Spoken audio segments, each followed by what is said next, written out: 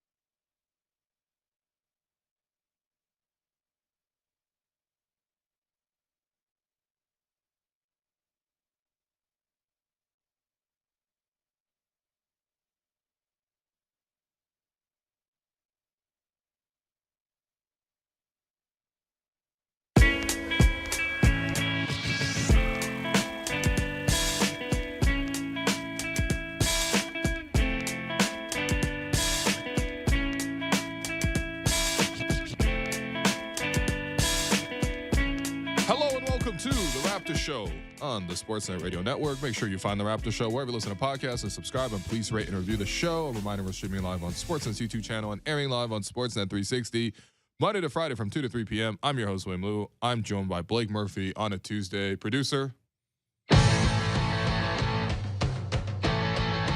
Blake Murphy.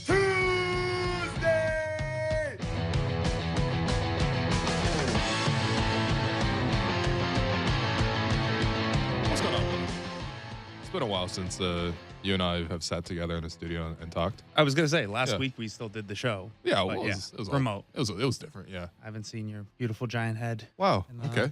Oh no, that's not even true because I saw you at the game on Tuesday. That's right. And was that the win over Phoenix? No. Oh, okay. That was the Kawhi game. Yeah. Kawhi game, and then there was the loss to Memphis, and then there was the Phoenix game. Yeah, you weren't at the Memphis loss, right? That's one of those I had to pull a veteran move and looked at the schedule and saw it was a back-to-back home game during the holidays, and I was like, yeah, I might just have to see my family and watch the game on the broadcast. And then I'll go for the next game, and I ultimately chose the right one because they were able to beat Phoenix, whereas they just had a complete no-show against Memphis. Yeah, you're apparently allowed to win games. I had forgotten that was a thing you're allowed to do. Honestly, Blake, because you've been at the arena, obviously less so this season. But when was the last time you went to the game and the Raptors won? I want to say not the Cavs game, the Mavs game. That was early November, wasn't it? Late November. Late November. Yeah. Okay. I hadn't been to one for most of December because the schedule with the drive time show and stuff. I could technically make it, but I'm off the air at 7, and then by the time I get down there, obviously I've missed pregame media. Right. And I'm not above using my press pass as a free seat. Yeah, of course. Get some of that free popcorn and, coffee that's half a notch up from this. Just half. I'm not above that. Yeah. But it's funny. I was actually talking to someone earlier, and they were like, what's the next game you're at? Will I run into you? And I looked at the schedule, and I was like, you know what? Tomorrow would absolutely be the type of day where I would rush after the drive time show to get there because it's the Bucks. If the Raptors were playing well.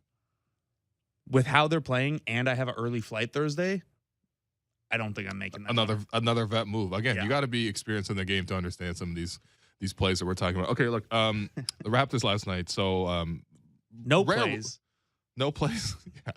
Well, look, listen, a rare road game for them because they're home for a long time here in January, and they were home a lot just before the break here. Yeah, 9 of 10. Yeah, and this is the one game they went to Indiana, and I thought they started the game well. I thought they started the third quarter well, but literally every single time a bench guy came in, the Raptors level started dropping. And in the fourth quarter, the Raptors fade. VanVleet misses some wide open threes. The same discourse. Honestly, it's a little bit repetitive and frustrating to follow the team this season. But the Raptors lose to the Pacers. The starters score 107 points, and they lost. I mean, I'd be surprised, but we actually saw a lot of this last season as well. We did, and it's not – you'd think it would be different on a night where the celebration point heading into the game is they're finally as close to healthy as they're going to get. Nick Nurse said at practice today that Otto Porter's not progressing. He's not getting closer. So Oh, man. this is the background on that one is pretty funny, actually. this But is I'm not going to go into that. okay. He just doesn't have a toe anymore. Oh, no, he has toes. I just think, yeah, anyway, the background's kind of funny. But Okay. anyway, yeah, Otto Porter's out, yeah. Okay. So last night is as healthy as they're going to get. Yeah. Maybe they add a 10-day at some point. I'm still upset about Justin Champagnie getting waived. Right. Also had a segment ranting about that got cut from the pregame last night because Precious Achua was back and Damn, Sav. they said no to the Champagnie segment. Yeah. Huh? Oh, Wow. we're gonna That's a great move prioritize. by Dave Leader right We're there. gonna prioritize a one-on-one interview with someone who is actually on the team and back and playing, not a 90-second play complaining They're about like, the 905. How could you not bring back one of the best offensive rebounders at his position? A Blake? savant when it comes to tracking the angle of a rebound. No, so this is like it was especially frustrating. This is celebrated as this is as healthy as they're going to get. Fred VanVleet is back. Precious Achua is back, and I think it was reasonable to expect Precious Achua to have limited minutes. Oh, of course. But you at least thought that it was a game where you could lean on your depth a little bit. And it's not a back-to-back. Like, it's okay that you didn't, especially when you need wins right now. But you look at it and it's like, okay, every starter played 36 to 40 minutes. That includes Fred VanVleet in his first game back from a nagging injury, and he was questionable at game time. And then you look and it's like, it's not even the 36 to 40 minutes for every starter that stands out. It's that the bench guys played between 4 and 12 minutes, and somehow they all had just like monster negative plus minus. Oh, yeah. Like last night's box score is a fascinating study in how you try to like logic your way through plus minuses. Because Scottie Barnes plays 40 minutes and has a plus 16. Right. Which Which means the 8 minutes he wasn't on the floor, they were minus 24. How's that even possible? In 8 minutes, just hold the ball and hold for turnovers. You give up less than 24 points. The man. bulk of that you're getting outscored by 3 points a minute. That's not That's the possible. rate there. Yeah. By the way, Chris Paul yesterday against the Knicks, worst plus minus of his career. Yeah. Yeah. But did he hit a 3 to make it a plus minus or minus 42? A great meme. A great But meme. like Malachi Flynn minus 18 in 9 minutes. And that was over 2 stints. That wasn't one bad stint. That was twice they went to him. And I didn't think he deserved the second look. I thought Nick was going to go to Jeff Doughton because Malachi just couldn't contain TJ McConnell. And that was weirdly like Fred couldn't yesterday either, really. TJ McConnell, I have all the time in the world for. Yeah. He should not get 7 free throw attempts in a game. I'm happy because you he's- got representation in the game. Yeah. You know what I mean? Yeah. What happened to white point guards? It's literally like it just died off with Luke Ridnour for a while. We do have a lot of like bad sleeve tattoo white guys right now, though. Who are we talking about? Well, we got Isaiah Hartenstein. He's the big one. Okay. There was one. Oh, who was the one the other night? Oh, John Conchar. John, right. How could Big you forget time. about John Yeah, Conchar? first team all white guy sleeves. Okay. All right. Yeah. Okay. All right. So- This is an interesting topic. We can explore this more, but after This the Raptors. is more of an Alex show subject. Anyway, so where I was going with all that is like it's so frustrating on a night where you're expecting to get depth back and you think maybe it'll be the first time that they can run a proper rotation. Like you look at the Pacer side, 10 guys played 16 minutes or more. Yeah. Oh, yeah. And the difference is that come fourth quarter time, guess which team looked fresher? The team that didn't play anyone more than 32 minutes or the team where everyone was huffing and puffing to their 40th minute? Right. And like, yeah, Pascal and Scottie and OG are in unbelievable shape. I think Oren wrote about Pascal's conditioning and like the miles he runs and stuff earlier in the week or last week. And like, that's cool. That's a great feature. But you know what would make that even better? If those guys weren't like at empty on the tank when they got there and like playing, what is the total here? 20, 35, 44 minutes total across the 5 bench guys. You have 44 minutes from your bench in a January regular season game. Yeah. I can't even acknowledging that Precious wasn't going to play big minutes. You can't live like that. And we've seen it. And there is a cost to this because it's going to lead to guys being banged up a little bit more, Fred VanVleet especially.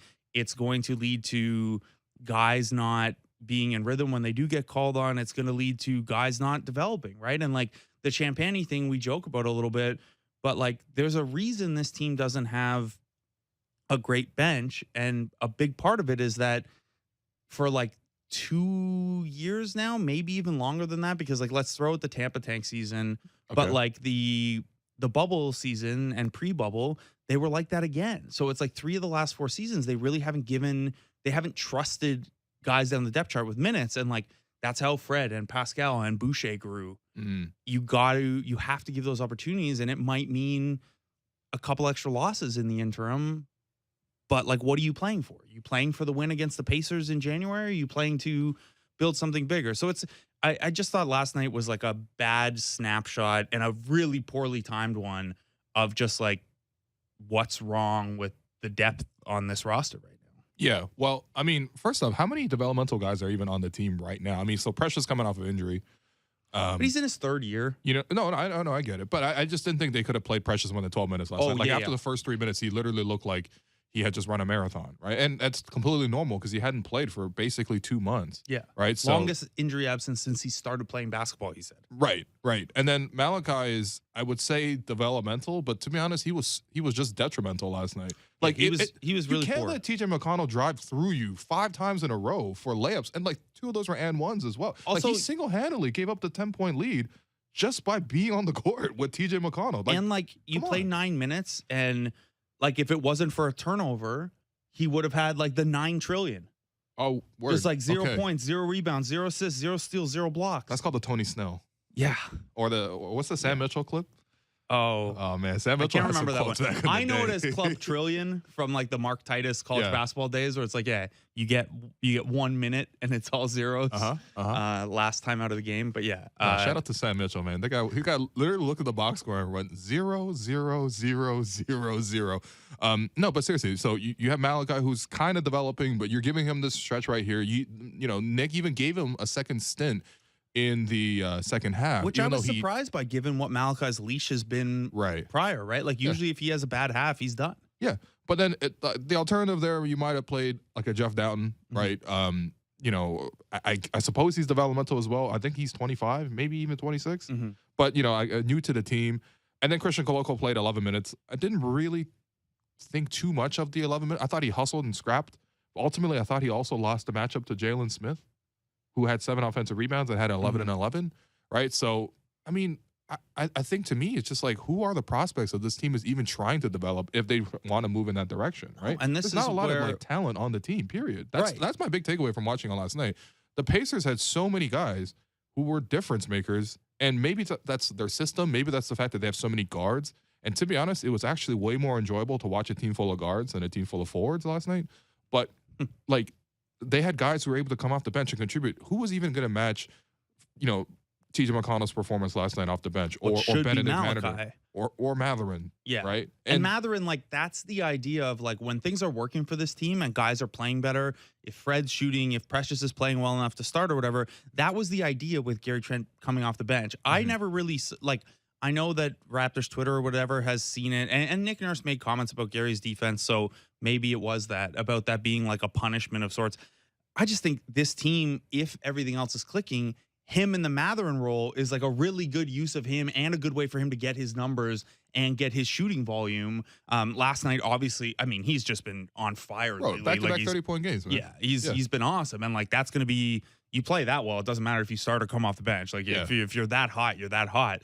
But you see what a capable bench looks like. And that's part of the argument for like why Gary could be a bench gunner for a team, because that's so valuable. But yeah, you don't have someone who can match TJ McConnell, like O'Shea Brissett, who this team lost. And O'Shea didn't play that great last night. No, like, but I thought he was super disruptive. Like, he was active and chasing every offensive rebound. Yeah, and he's very good at also tipping offensive rebounds. And even if you don't come down with the offensive rebound, what that buys your team to do is get back in transition defensively. Yeah. Because if you're the crasher and you can at least keep that ball alive for a little bit, that, like, Indiana generally, I mean, depends on who's on the floor, but they generally are only sending one hard crasher and then like a deep crasher for like the long 3 bounce back, because at least last night they knew, well, the Raptors are the only team that try to get out in transition more than us, so we got to get back on defense. And something like O'Shea tipping those balls around, or in Smith's case, like, coming down with some offensive rebounds and then missing your own putback and getting the rebound again, like, that still has a defensive benefit. So you have all those guys who serve a very particular role. And then the Raptors are like, okay, well, if Boucher doesn't have it that night, his leash has got incredibly short lately. Did he not have it then? I didn't even remember Chris having a bad impact on the game. Neither did I. All I remember it was He him only chasing played an 4 offensive minutes. rebound, and then it like reversed out to Fred for a 3. Like, Yeah, but it obviously Nick saw something he didn't like or whatever.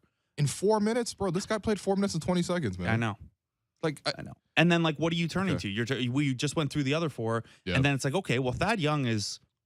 We all love watching Thad Young, yeah, and we love watching Thad Young when he's, the first sub in with the starters or something like that. yeah, sure. When he's playing with Malachi Flynn on that night and Precious Achua in his first game back without Yeah. the conditioning, like, he's not going to. He's like my age. He's not going to bring up. Oh, that's crazy. He's not going to bring bad lineups to a quality level. He's going to make good lineups better.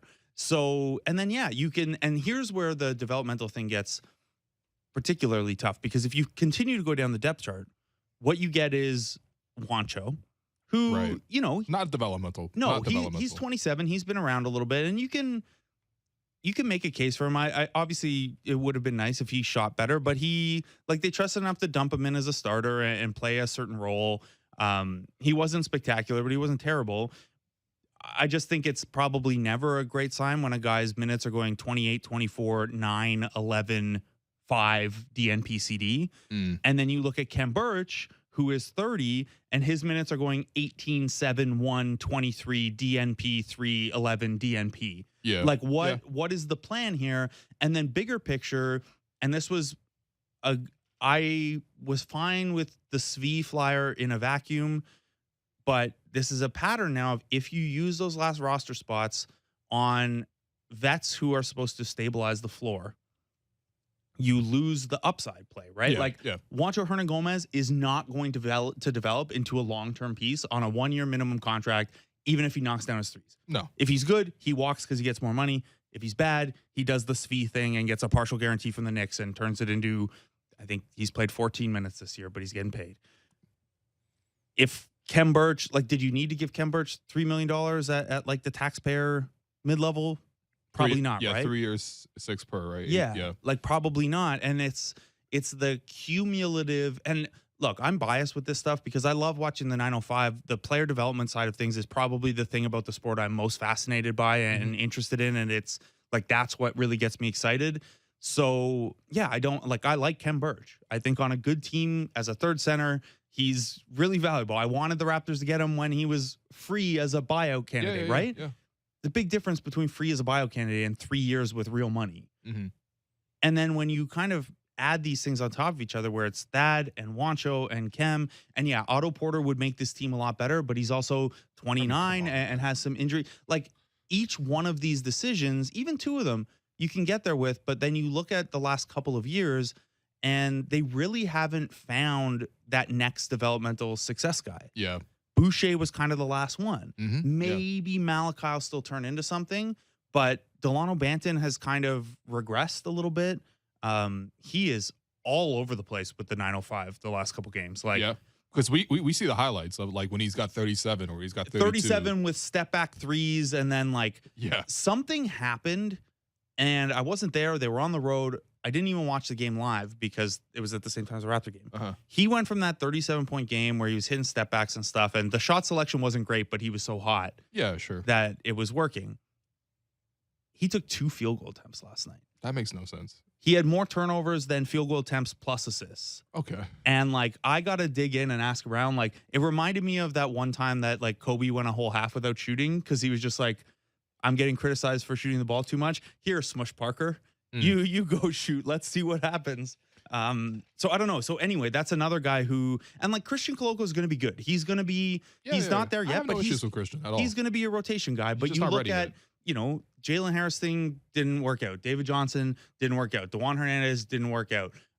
None of the kind of guys who have made the team out of training camp worked out. And the ones that did, O'Shea and Yuta, worked out when they went somewhere else. Yeah. After. And I think Champagne's going to be the same kind of thing. So look, honestly, teams just nobody has a good success rate when it comes to second-round picks and undrafted guys and stuff like that. No, but you can't break all of them. No, and it was a huge part of this team staying competitive and transitioning to the next era was that when this guy is a free agent and is going to be too expensive, or when we need to use this guy in a trade, who is the next guy up? That was an internal answer. And it's not just a developmental thing. It's if you find those, like, Fred was underpaid significantly for like 3 years when he was a huge contributor to that team because of the way contracts for second round picks or undrafted free agents work. And like Champagny, had he worked out, was on the minimum this year on a non-guaranteed minimum next year. Like, there is, if you can find those bench guys like that, like the Pacers are paying nothing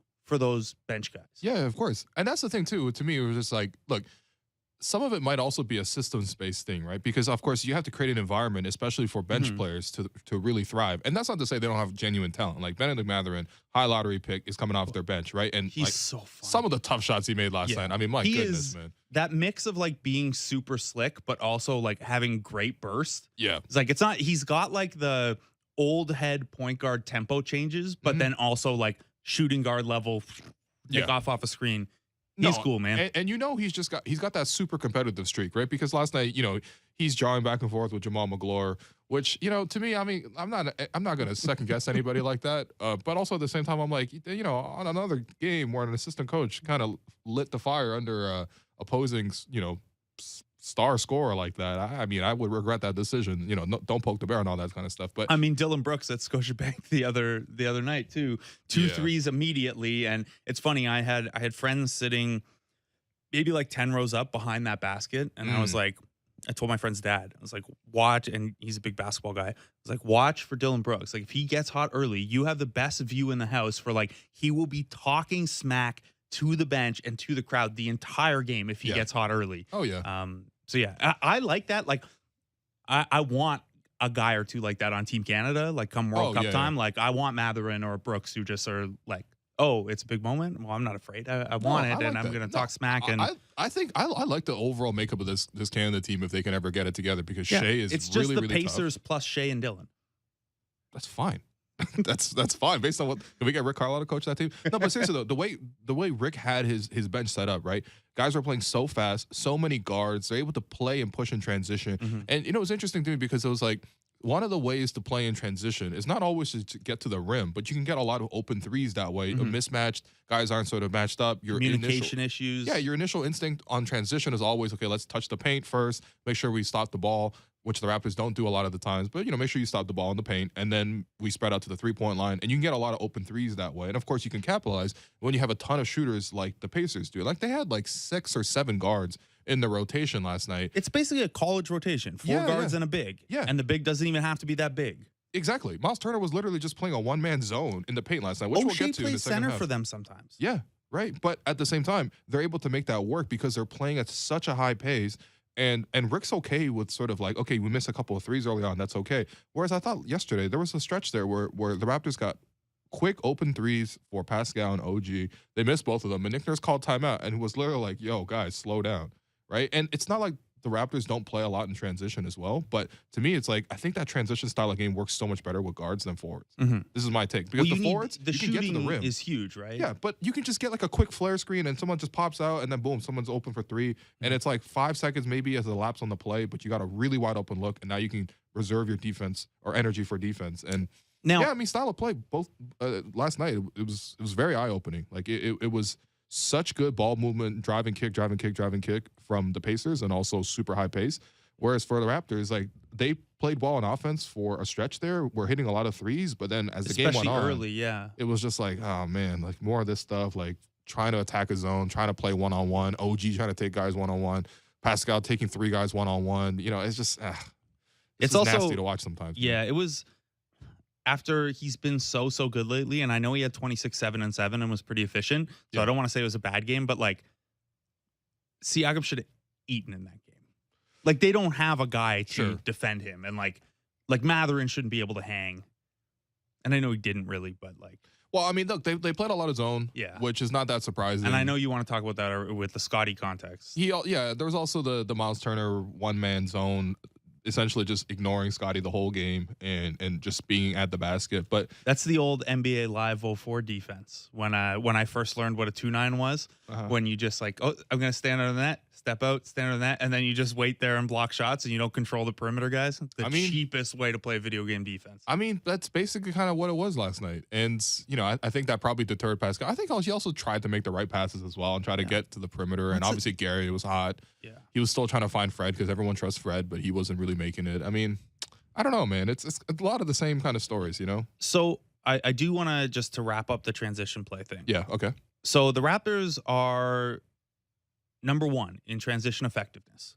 Like they're better than the Pacers on a points per transition play basis. And they get out in transition slightly more than the Pacers. They're 2 and 3. Sacramento gets out the most, but they are just terrible scoring in transition. It's very funny. Another super guard based team, by the way. Yes. Yep. 4 around a Sabonis. Yeah. A lot of the time. So what the Raptors do in transition does work. And obviously, in contrast to their half-court offense, it's wild. But what the Pacers show you and what the Kings show you too, and like the Kings aren't the best example because they don't have, like, I know they're still over 500, but I'm still on the fence of if I believe in that or not. Yeah. But guess what? Nobody on the Kings plays 34 minutes a game. And the Pacers last night didn't play anyone more than 32 minutes. Yeah. Some of that was because their bench was playing well and things were clicking. Sure. Of course. But the game plan for them is not to play that style and play it with 5 horses you ride for 40 minutes. It is like part of this strategy, I always thought, was it's a strategy that a depth team can execute because you can do quick subs and you can mix and match lineups. And if you go 10 deep, you can have, if you have the starters playing 34 minutes and the bench guys playing, 14 minutes, 5 guys playing 14 minutes each or whatever, like everyone's fresher by the end and you can maintain that style longer. And I know that the Raptors have maintained it offensively on transition, but I'd have to think that like that level of exhaustion by the end of games and stuff like that. And I know they've been bad defensively in first quarters too, so it's not universally late in the game, but there has to be a fatigue element there where the nights that they can't trust the bench, like I don't care how well conditioned you are, like if you're up against another premier athlete who is also extremely well conditioned and you have carried a much heavier load to that point in the game, the edge probably tilts the other guy's way. Yeah. And by the way, the part that we're not mentioning this, because like obviously like Toronto, Indiana, both teams play a lot in transition. The Raptors gear their whole defense towards fueling that transition by forcing a ton of turnovers. I thought one of the main reasons the Pacers won last night was they actually took pretty decent care of the ball. I thought Halliburton had a couple of uncharacteristic turnovers or got rushed a couple of times. But for the most part, it wasn't like the Pacers turned the ball over. They actually won the possessional battle on that front. When you look at offensive rebounds plus turnovers, which is the big key for the Raptors, they got to usually win that by a combined margin of like 8 to 9. Yeah, and it's 27-23 Indiana. Exactly, right? And so, but the Raptors gear the whole defense towards fueling those turnovers so that they can get out and run. So, of course, their turnover numbers should look great, and their efficiency in turnovers should look amazing because that's really the only way that they can score. But it also exhausts you defensively to create that turnover in the first place, whereas the Pacers – there's not that much on-ball pressure. They kind of just like keep guys in front, hope you miss. You're probably going to have a lot of guys shooting over top of their shorter guys, but you're not going to make a lot of shots. They're going to rebound the ball, and then they're going to go, right? And to me, it's just like, it's the trade-off. I don't know.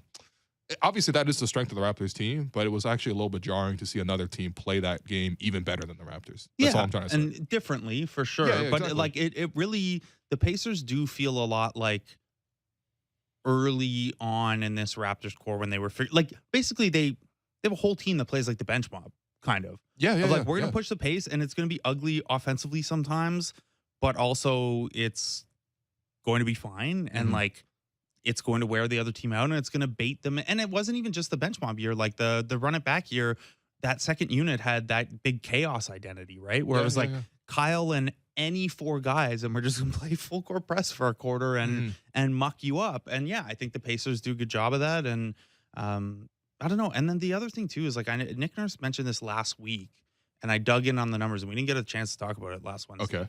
But he said that he thinks why the defense has been shaky is because shots aren't dropping.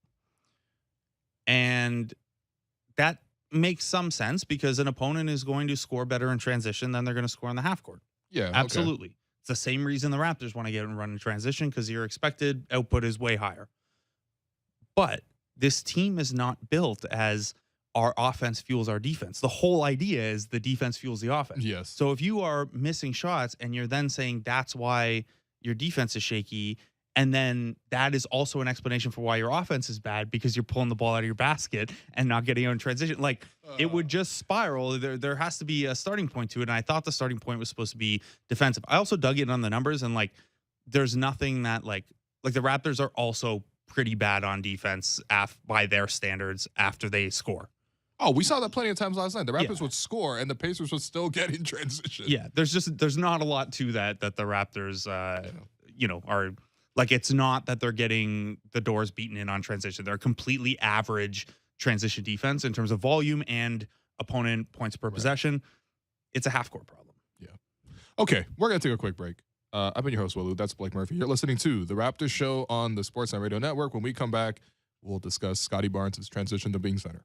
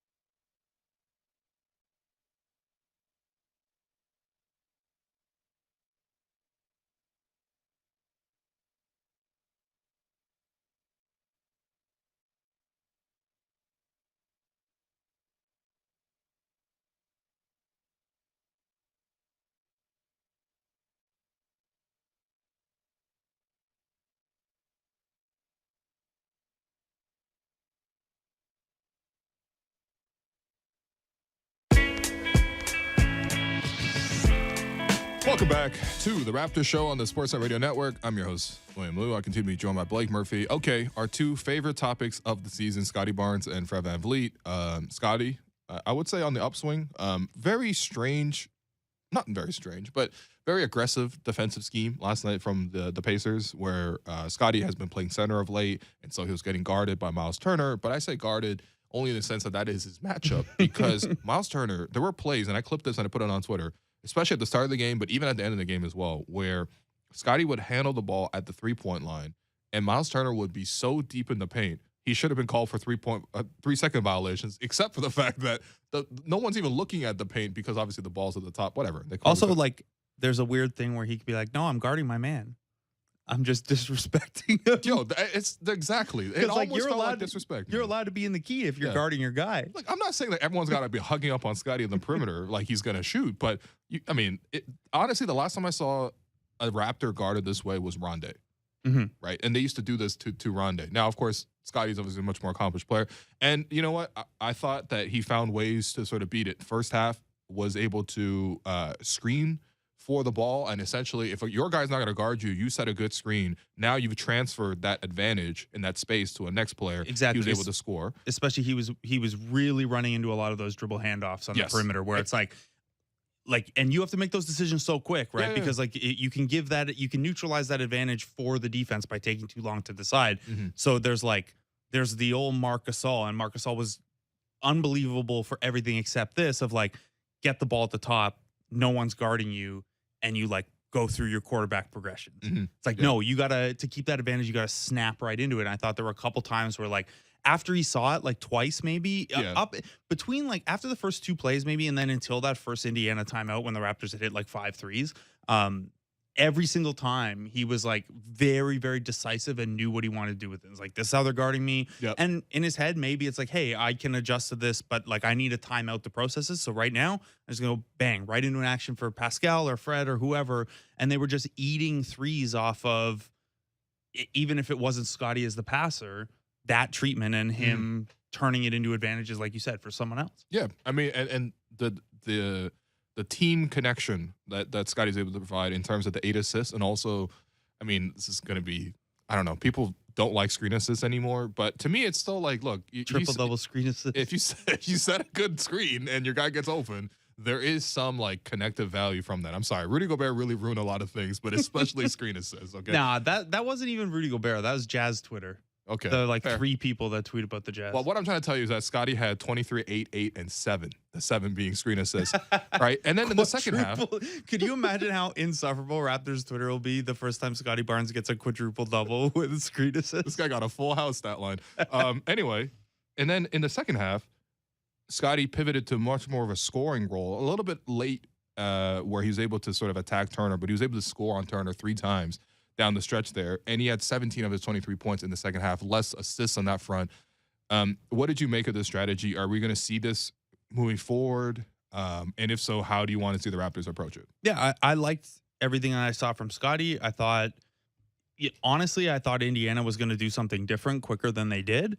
I'm in favor of, if you find a thing that works, like even if the Scottie DHOs weren't the optimal thing, like let's say you knew if Scottie dribbles into like high floater range, or that even that elbow jumper that we know he can step into, shooting 42% from that like 4 to 14 foot range this year, that's not bad. It's not, it's not elite, but it's pretty good for a forward.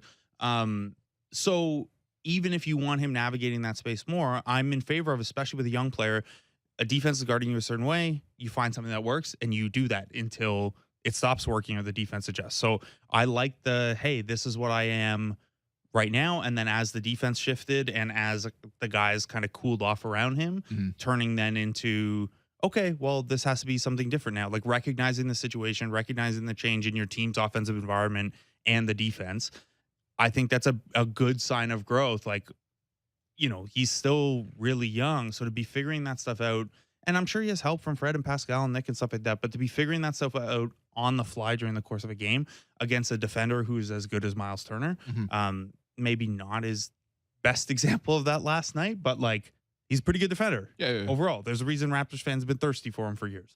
I thought it was really encouraging, and I've actually, since that weirdness where Scottie walked off the floor in the middle of the possession the other day, like he's really, I know it's only been 2 games, maybe 3. He's been really good. Yeah. He's looked a lot more like the Scottie Barnes I expected to see this year. And I don't know, I wanted to ask you, actually, I know it's your show and you're the host, but like, Yeah, go ahead. how much of that do you think is his role definition shifting a little bit to being a center, not just for what he's being asked to do, but who he's doing it against?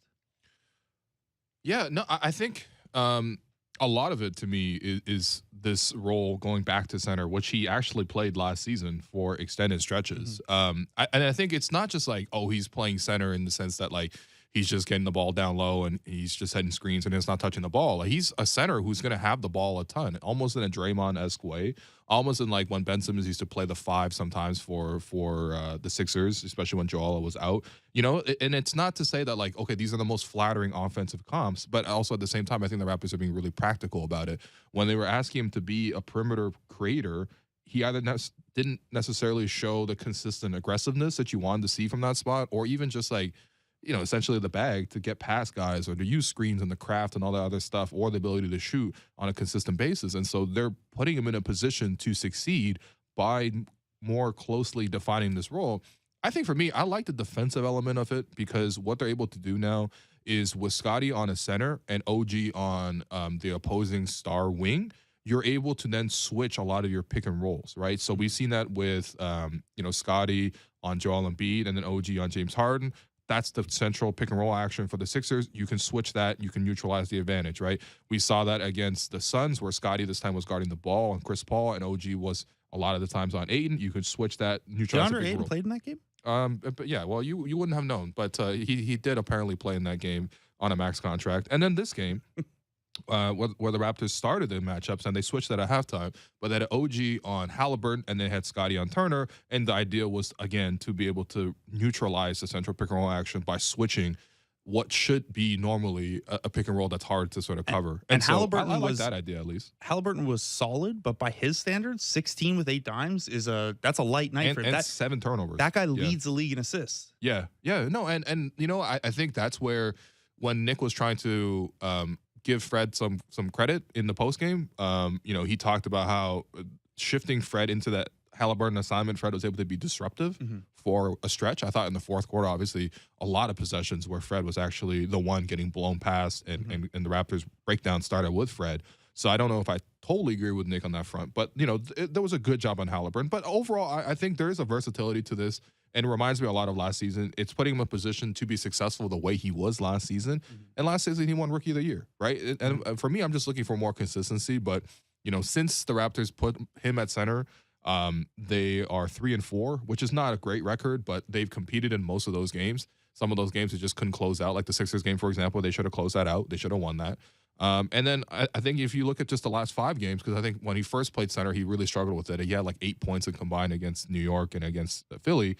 But in the last 5 games here, he's averaging 18. He's averaging 9 rebounds, 5.4 assists, 2 steals, a block, shooting 49% from the field.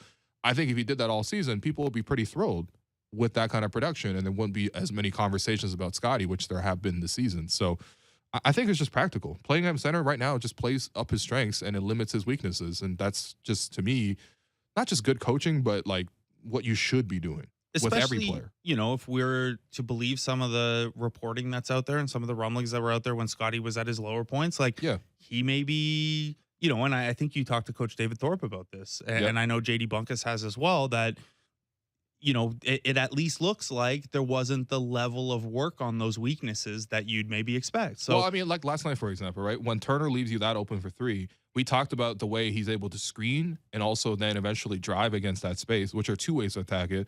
The more simple way to attack it is just you shoot the 3 or you shoot the wide open jumpers, but he wasn't really showing that aptitude for it because of the fact that, that offseason work, regardless of how much it was, because none of us were in that room with him, including David Thorpe, but at the same time, the results are just kind of what it is, right? Yeah, and if you look at his offensive package, like what has changed this year to drop his efficiency stats, and it's like, well, he's shooting a bit more threes at the same clip. Yeah, yeah. And he's not good enough at those yet. I mean, he needs to take him for developmental reasons, and for a show me thing, so guys will close out on him and stuff. But the one area that it hasn't really changed is he's shooting at the rim the same amount and shooting almost as effectively still at the rim. So when he's in those areas, he's still Scottie Barnes. Now, he could probably nudge that. Like, he shot over 70% at the rim last year. He's at 68.6 right now. He could get that up to 70 if we see a little bit more of the offensive glass crashing, Scottie. Which we have seen a lot more since playing center. And I think that is a natural thing, right? Like, if I think when the Raptors drop their roles, and there aren't huge differences between positions, but the one thing you're doing if you're tagged as the 5 is you're one of the crashers. They usually crash one guy from the corner, and then whoever's in the middle of the floor gets to crash as well. And like, part of that is it's exhausting because you got to get back. Sure, But yeah, I think that empowers him to do that a little bit more.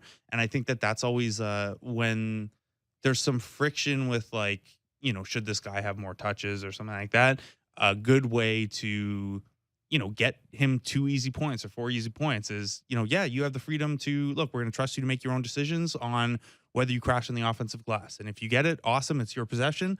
If you don't get it, you just better get back. And I think that him in the center role allows for that a little bit more.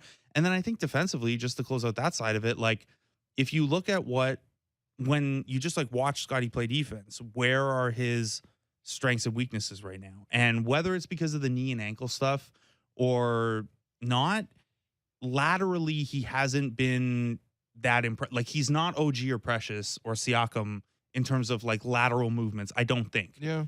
But I mean, at the same time, I've actually enjoyed watching him guard on ball some of these possessions against James Harden, against Chris Paul. I'm not saying he's bad when he's locked in, but if we're talking like you have one possession to optimize this defense, I would put him behind OG and Pascal and probably Precious in terms of like, can you keep a smaller, quicker guy in front of you? But where he's really good is he doesn't really give up position, even though he's not OG sized yet. No, but he's super strong. Yeah, like, he's got the like Dwight Howard shoulder width and stuff, and he's really good at keeping his ground. And I think he's just like, he's super smart, and like, we know that because of the offensive passing and stuff. But I think it just materializes on defense more around the rim when your role is more reactionary. I think you get to see a little bit more of how he reads the game and feels the game and anticipates. Yeah, no, and look, I like it. Like, I like him in this role, and I know it's not like, a position where it seems as flashy, just because of the fact that like most of our projections for him this season was like he's going to take a step forward in terms of the ball handling, in terms of the shooting, in terms of the perimeter creation, and look more like your traditional kind of like star wing. But at the same time, it's also about being practical. When the team is really losing like this, it's about finding everyone in their positions where they can be successful and what they can contribute. And I think Scottie's contributing quite a bit. I have no real complaints about what he's done in the last 2 weeks. Also, since like being shifted to center. In terms of playmaking or initiating and stuff like that, like, over these 5 games, he's averaging 5.4 assists and has 2 8-assist nights. Like, it's going to be there. And don't forget the screen assists too. Yeah, come on, man. The screen assists are up. I know that. Twice in these 5 games, he's been like very close to a triple double, which I'm sure a guy like him who hits the glass hard and likes to pass. He's like, triple double watch. Like, I'd imagine that's something he finds fun and helps him engage and stuff like that. Plus, when he rebounds, he's able to push, and he's able to do that a couple of times, which I thought last night. The fast break with Scottie was probably he probably led the fast break better than most of the other guys. And look, plus minus is not going to be a telling stat every night. Like, you can look through the box score and kind of cobble together what the game story might have been from that. But he has been a monster positive in the Cleveland, Phoenix, and Indiana games, and less of a negative than everyone else in the Clippers and Grizzlies games. Like, this is not just he looks better, but it's helping the team play better when he's on the court. And last night, again, like, plus 16 and 40 minutes with him on the court. You got rolled by 24 points at 8 minutes without him. He is not like that's Jokic level. Like, this team cannot perform at all. Like, you may as well forfeit the minutes he's on the bench.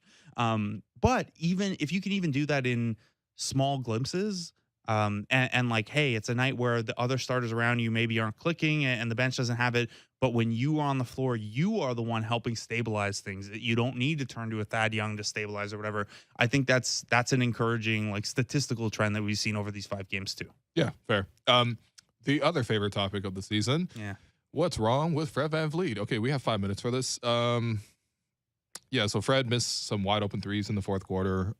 He was also thought he playing decent on defense, and then maybe he took a bump or something because I felt like physically he kind of slowed down a little bit there. But either way, defensively, the Pacers are getting past him, scoring. T.J. McConnell got him as well on one of those rushes to the basket. Halliburton got by him a few times as well, and that created open threes and layups. And yeah, most importantly, though, the threes just aren't dropping. I mean, you agree with me on this, right? Like, Fred is not hogging the ball or even just having the ball that much now. Scottie, not only is he playing center for you defensively, but he's actually playing a lot of point for you offensively in terms of running the show, especially last night, a lot of the dribble handouts. A lot of that is initiated out top by Scottie. Obviously, Pascal's going to have his touches. OG and Gary are going to finish around the perimeter. But Fred is not really playing point so much anymore, and most of his role is just catching and shooting, and that's what makes it even more painful that he's not catching and shooting and finding success. This season, Fred VanVleet is shooting 33% on wide open catch and shoot threes this year and 32% on catch and shoot threes overall this year. Last year, when he made All-Star, he was 43% on catch and shoots and 41% on wide open threes. And when you break it down, because obviously Fred had 2 parts last season, before the first report of his injury on January 11th, Fred was shooting 50% on catch and shoot threes, okay, which is down to 32 now, and 45% on wide open threes, which is down to 34 now. So what's going on, man? I don't have a good explanation for this extended a three-point shooting slump. I think he's a good three-point shooter, and it'll eventually come around. I don't know if that back thing, like he's missed time with the back a couple times now. Yep. I don't know if that's worse than he's letting on, and he's trying to play through it. I don't know if he ever fixed that mechanical thing that, when they were talking about the Noah machines or whatever. But yeah, the ball hog thing or shooting too much thing it's always been bizarre to me, but like he's 4th on the team in usage rate and 2nd in assist rate. Like, he has the ball a lot because he's the point guard. Yeah, but nowadays he's not even the point guard. No. And like a lot of the time, but he still like gets a lot of assists. It's not, and he doesn't turn the ball over much. Like he has a single-digit turnover rate, which for a lead or secondary ball handler is really good. Yeah. Like nobody on the team turns it over less other than Gary, and we know why that is. Can't turn it over on a shot. Yeah. But yeah, like I don't think there's a hog element to it. And actually him and OG and Scottie in terms of usage rate have started to merge together. Like there's no longer the Pascal, Gary, Fred, and everyone else. It's now Pascal, Gary, everyone else. Yeah. In terms of like the usage distribution over the last little bit. And then again, Fred is their primary, we'll say primary point guard just because he's the only person on the team under like 6'9". Yep. But yeah, like he's still getting a lot of assists when they have, this is the other thing that's tough with him is like Fred is by nature a pick and roll guy, and he's like never really had a pick and roll partner. And I think some of the stuff that they've been trying with Scottie, and this is a benefit of Scottie at center as well, and it hasn't materialized yet for Fred, but Scottie developing into a good screener, and it looks like he's figuring it out pretty quick, especially in the stuff with Pascal and even a little bit with Malachi. And Gary. Yeah. That could be big for a guy like Fred who needs the help of getting that little bit of separation because he's not going to burst by a guy. He needs a little bit of an edge, and that's why he shoots so many threes because he's good at it, and also like those are the shots that he can create. Like you don't want him going into Jared Allen and Evan Mobley. Like you would rather him shoot, like get Darius Garland off balance and shoot. Yeah. Well, listen, man, I think the results, though, are you just needed more, right? Especially because now if he's not the point so much as he's the finisher, you need to see the efficiency rise because as with any player who's just finishing, you need to see that converted more. He's had 17 games this season with 5 or fewer field goal attempts made. That's 17 games of 5 or fewer baskets. The Raptors are 4 and 13 in those games. And you just need to see more of these productions. Like it's just 3 of 15. That's already happened once this season. You know what I mean? And so you just need to see more of it on that front. And I think that's probably the more, when you go back bigger picture, this is the more frustrating part of the Raptors season is that like these are the recurring themes that we sort of talk about game after game after game. And at least with Scottie, there seems to be some solution and progression out of it. But for Fred, it doesn't really seem to be so much of late. But that does it for us. We're out of time. I'm your host, Walu, and you've been listening to the Raptors Show on the Sportsnet Radio Network. Reminder, we're streaming live on Sportsnet's YouTube channel and airing live on Sportsnet 360 Monday to Friday from 2 to 3 p.m. Thanks again to Blake Murphy. Thanks to our board producer, Derek Brandale, and Jennifer Rolnick for helping us with the YouTube stream. Happy New Year, everyone, and we'll be back to talk to you tomorrow.